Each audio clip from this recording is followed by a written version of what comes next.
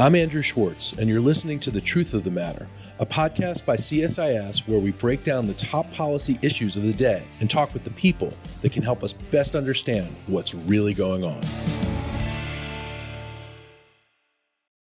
To get to the truth of the matter about the United States liquefied natural gas and a new report by CSIS's Joseph Majkut and Leslie Palti-Guzman called Remapping Energy Security, I have with us Joseph Majkut, who's the director of our Energy and Climate Change Program. And I also have Leslie Palti-Guzman, who is a senior associate with CSIS. And she's also co-founder of the company Gas Vista, which is a data and analytics firm. Welcome, both of you, to the podcast. Hi, Andrew. Thanks for having us. Hey, good to see you, Andrew. Good to see you all, too. So you guys just recently published a report on U.S. liquefied natural gas and energy security. Of course, we refer to liquefied natural gas as LNG. Can you give us some context for what this report's all about and why you did it? I was primarily curious about this, what I thought had been a profound market shift since the invasion of Ukraine by Russia and a sort of rising essential nature of the U.S. LNG industry for European energy security. And Leslie is tied to our program. Her company is kind of deep in the data and analytics associated with LNG trade flows. So it seemed like a great opportunity to partner. I think a lot of policymakers, a lot of thought leaders, people in the CSIS audience sort of vaguely know that this is going on. But what we were able to do is really show what has happened and then dive deep into some of the issues that we think are going to be raised by these profound market shifts over the next few years. This report, which you can find at csis.org, the new csis.org, I might add, we have a new website, is a beautiful digital feature report, and it really visualizes what we're talking about here. But since this is an audio podcast, Leslie, can you give us a sense of what this is all about? Absolutely. To second Joseph, I think it was really important to pause a moment and take stock of what just happened. It's in a way a tectonic shift. If you remember, like back in 2020, natural gas had become a dirty word. Policymakers across the Atlantic, but also in the US, only wanted to talk about wind, solar, hydrogen. And in a way, US LNG was vilified. It was the dirty US frack gas. And suddenly, two tectonic shifts happened in 2022, basically. One is that gas and LNG was on everybody's lips. It was the buzzword of 2022. And a recognition in a way that natural gas is going to be part of the energy transition. And two, that US shale gas actually was indispensable to rescue Europe from the lack of Russian gas. And what we have put into light in the report is that by the end of the year, Russia was the second largest source of natural gas in Europe after Norway. And, when you were talking to Europeans a few years ago, or even like 3 years ago, nobody would have believed that they could live without Russian gas. You all mentioned in your report that developing markets may lead to higher emission energy alternatives for the long term if gas prices remain as high as they have been this past winter. Can you explain what the impact would be of these higher emissions alternatives? Basically, the world was constrained in supply starting, second half of 2021 and the whole 2022, because Russia decided on its own unilaterally to cut supply to Europe.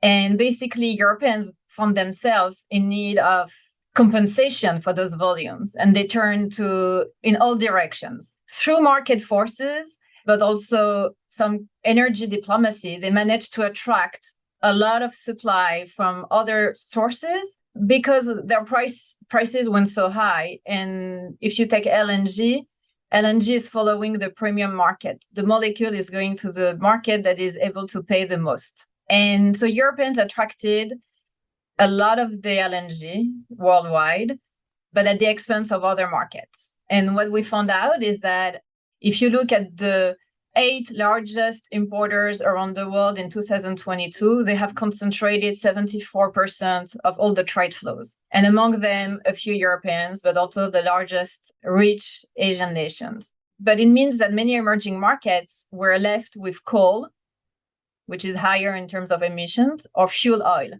And a few years ago, around the world, the narrative was to encourage emerging markets to switch away from dirtier fuels to use more natural gas.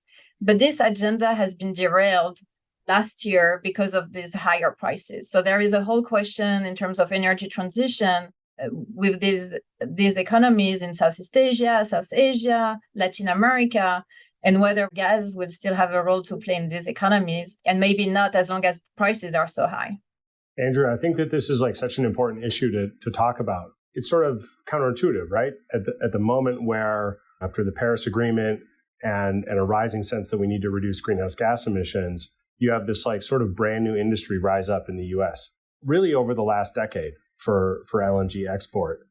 And one of the things we really wanted to understand was the tensions, the potential conflicts, the trade-offs that accompany a growing US LNG export industry, and one that is demonstrably, from our report, incredibly important for EU energy security, with this longer-term challenge of reducing greenhouse gas emissions. The sales point for LNG has always been, if you use it appropriately, if it goes to the right end uses, like replacing coal in the power sector of developing countries, then developing this industry actually has climate benefit in addition to providing energy security abroad and jobs here in the United States. We really need to make sure that the market conditions will allow that to continue to be the case, and the benefits of LNG will be realized over time. And here is where the events over the last year create some tension points because of the high prices and the sense that LNG is not as secure as it may have been a couple of years ago. So, Joseph, let me just follow up on that. Explain how Russia has been weaponizing natural gas exports this year, but also historically over the years, and explain why that matters, and explain where that leaves the United States. I would like to start even slightly earlier and say that the gas trade between Europe and Russia developed as an instrument of peace. During the Cold War, tension between the West and the Soviet Union was partially ameliorated by economic integration. Russia has a lot of gas resources that can be produced relatively inexpensively and shipped by pipeline into Europe. We've all seen the debates over expansion of those pipelines, the very controversial Nord Stream 1, Nord Stream 2. And the European economy, especially the major exporters, relied on that relatively inexpensive gas to cleanly fuel a large industry in a large industrial base.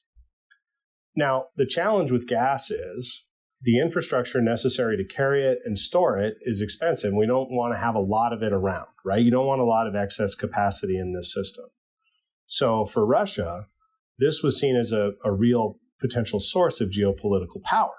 If we can turn the tap down and limit Europe's access to natural gas, we'll threaten the economy of Europe, we'll threaten their energy security, and there aren't necessarily other places to turn, right? That was the gambit that Putin and the Russian energy apparatus embarked upon starting last summer when they started reducing deliveries of Russian gas into Europe. This was as prelude to the invasion of Ukraine, but maybe a signal that they were planning to demonstrate this power and use it as a lever to prevent Europe from coalescing behind Ukraine. Over the course of the war, over the course of now almost an entire year, Russian deliveries have gone down and down. There was a bit of a tet-for-tet, right? So Germany did not approve the Nord Stream 2 pipeline for flows. Russia found ways to reduce deliveries. I believe they violated delivery contracts. Is that right, Leslie? Yes, in a way. But then they called for force measure. And actually, I think we'll see some arbitration in the future about those contracts. There was this tete-a-tete. Europe didn't approve pipelines as they were setting up sanctions across a lot of other places, but gas was one of the last places you necessarily wanted to sanction. But Russia was also withdrawing deliveries over the course of the whole year. And so Europe had to look to other sources of natural gas to heat homes, to power the economy, and to have enough gas to run in its industrial base. US LNG ended up playing an incredible role in providing that alternative resource. That didn't come for free. And the pressure that was created by Russia withdrawing its gas was then not able to break European resolve when it comes to Ukraine.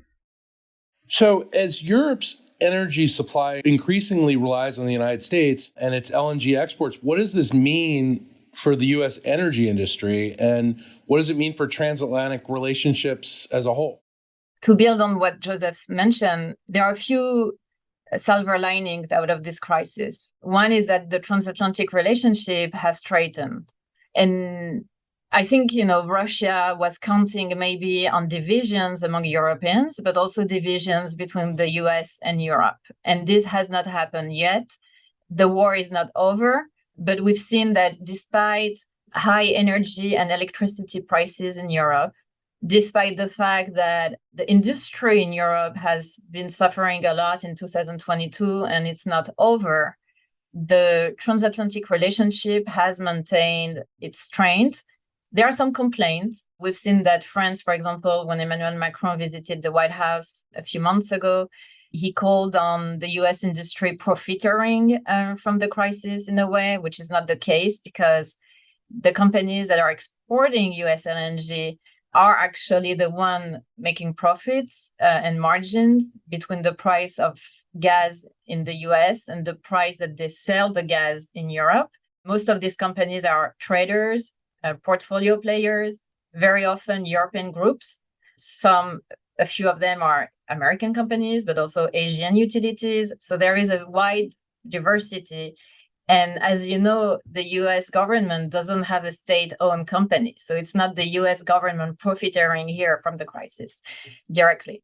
That's important to mention that the transatlantic relationship, the bond is stronger. And actually the trade of LNG will enable stronger relationship in climate and energy going forward because the Europeans and Americans are sharing the same goal of decarbonization all along the value chain of natural gas. And the supply chain of LNG can help with that, with the ports, with the tankers. One day we'll be able to reduce more fully fugitive methane emission from the US LNG, but also when it arrives in Europe. On both sides of the Atlantic right now, they are talking about regulations on this front. We can also look at the shipping lane that right now are being used for LNG, but maybe one day they will be used to export bio LNG, synthetic LNG, blue ammonia, hydrogen that one day will be converted into some kind of green hydrogen. There are many things that are being considered.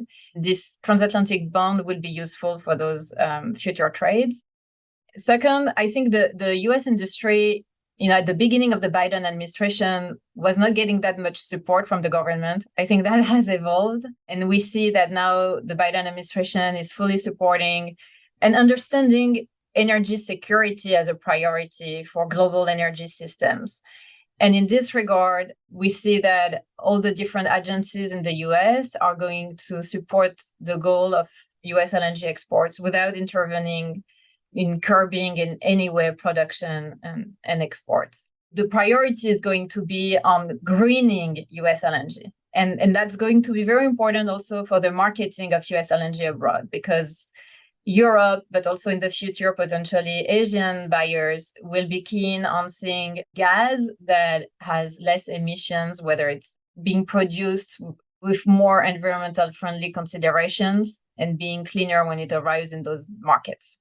One of the key questions I think we have all on our minds as Americans is, will the United States be able to get Europe through this crisis, this cold winter, with what we already have existing? Currently, the United States has 7 large-scale liquefaction plants in operation. As your report points out and actually visualizes quite well, they're concentrated along the Gulf coastlines of Texas and Louisiana. There is a really strong demand for US LNG, and it means that these facilities are being run close to or above maximum capacity. So the question I have is, are we going to be able to help get Europe through this Ukraine war this winter and possibly for the future? Yeah, that's a very good question. US LNG exports have been rising steadily since exports started in 2016. However, the incremental supply, the big bump, is only going to come around 2025. So right now, the US this year and in 2024, they are just ramping up the existing facilities that are running at almost full utilization. We saw that US LNG can be vulnerable to outages. The Freeport facility was closed most of 2022, and that removed 17% of US LNG exports from the US production. That was non-negligible. And going forward, the critical question is going to be Asian demand, because Asia and Europe can compete to attract this supply, this incremental supply. And so you have to look at who has contracted this new supply coming into the market. And a big wild card for many things in today's world is China. And that's the case also for the global gas market. So China, until recently, was this world gas giant absorbing everything it can. Except that last year, Chinese gas consumption reduced by about 18-20%. And that was a big departure from a growth trajectory that had not stopped for a couple of years.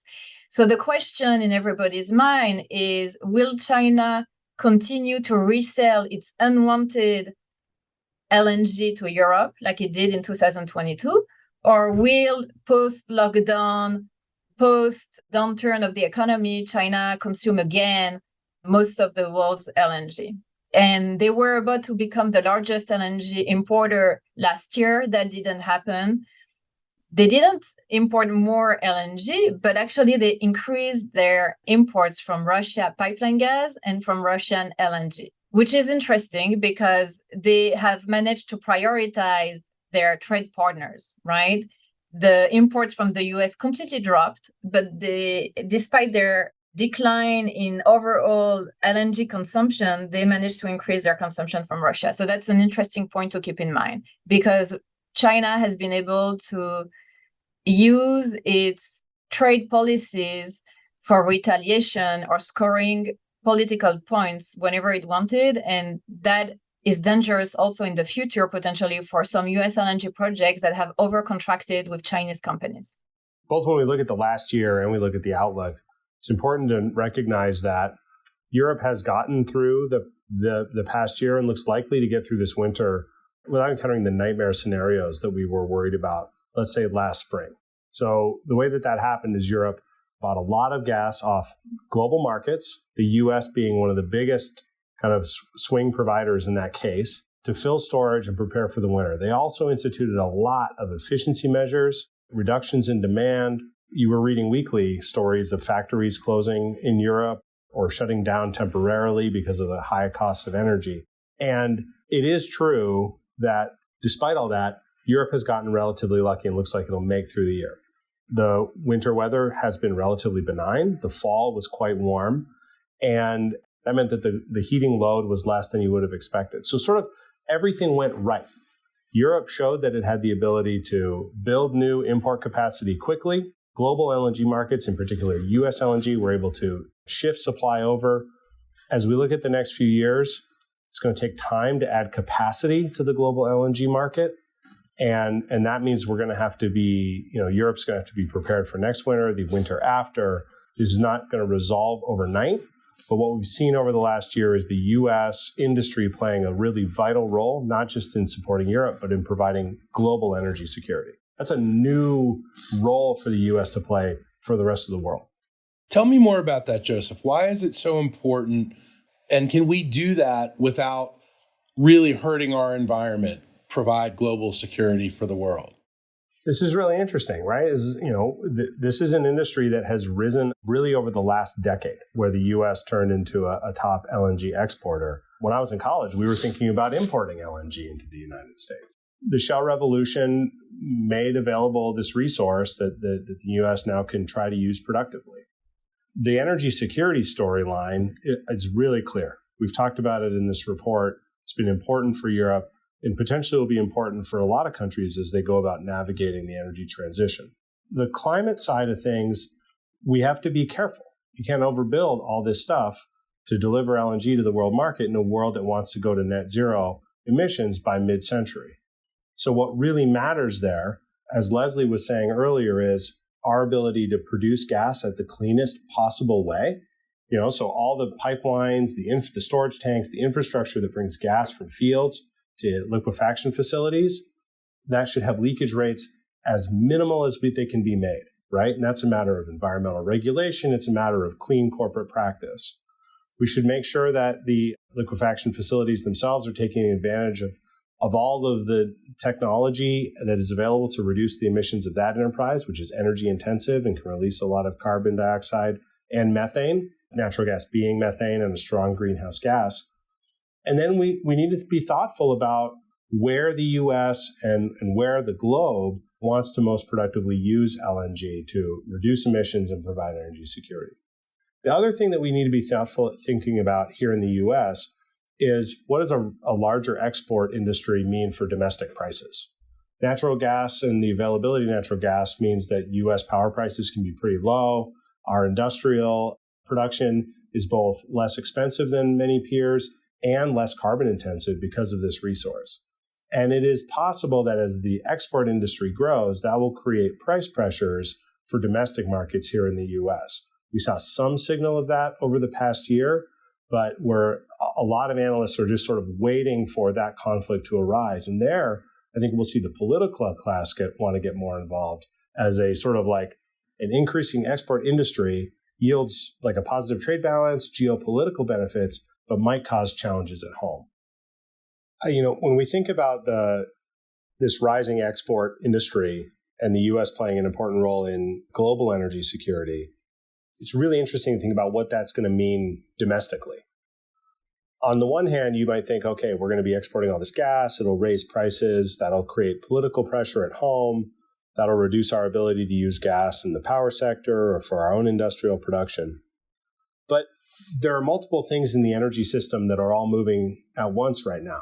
So if you think about the bills that were passed over the last year, especially the Inflation Reduction Act, which has all these subsidies for clean energy deployment, what we might find is that the U.S. 5, 6, 10 years from now is a lot less reliant on natural gas as we're using a lot more renewables.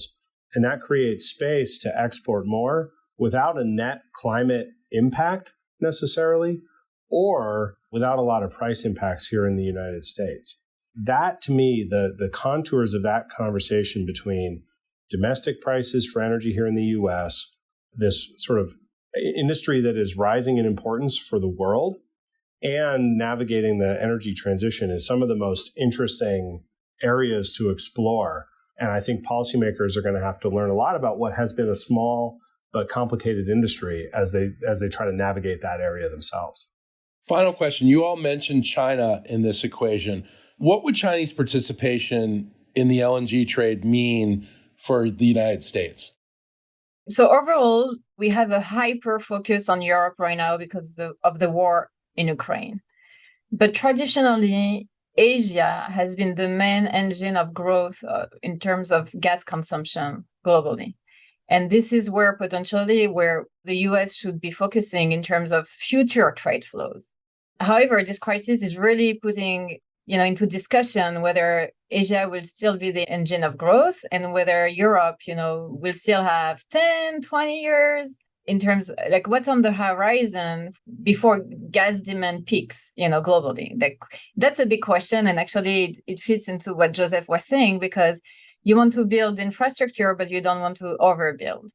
So China has a long-term view and plays the long-term game. And they have understood that they don't have the luxury to say no to any sources of energy. They are doing all the above. And yes, they want potentially less coal in their mix. But for now, they absorb coal, gas, nuclear, renewable, building their clean energy and renewables. And they will have the market clout and influence